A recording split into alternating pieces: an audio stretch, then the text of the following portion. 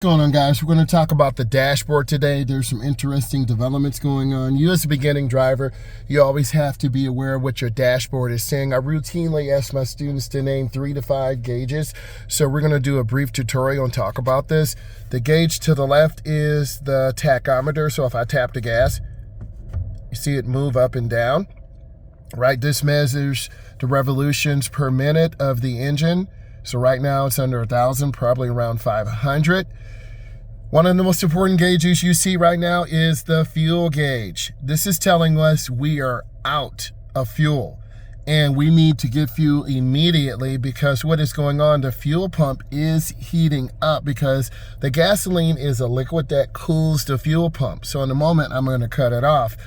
What does this mean? You might have 10 miles to empty, 5 miles to empty. It's not always accurate. There's a float that is inside the gas tank that tells you, it goes up and down and gives you resistance to what's going on in the gas tank. And if you look at the arrow that's there, the gas tank door is on the left side, so it tells you where it is. Next, let's talk about the temperature gauge.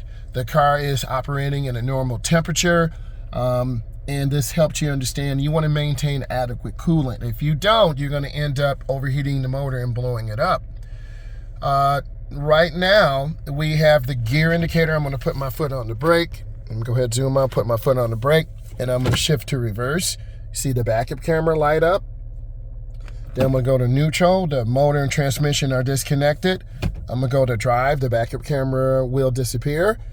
And if I want to be in race mode, I can go into low. So I'm going to go ahead and shift back to drive. Also, this does have a map, and it does tell you distances to the locations, which is very helpful on the information board. So I shift back to park. I'm in park. I don't have my seat belt on because I'm going to the laboratory. So this gives you an indicator of what is going on. So you do have a chime. And if I was moving, I'm going to put it back in drive. And the car will tell you that, your seatbelt is off. And then, of course, the door is locked. We have a speedometer that is this to the right. And this tells you mile per hour or kilometers of the car. And on the dashboard, we have a speak and hang up. So a lot of cars have a dashboard that you can scroll through. And then what I'm going to do next is scroll through the different settings.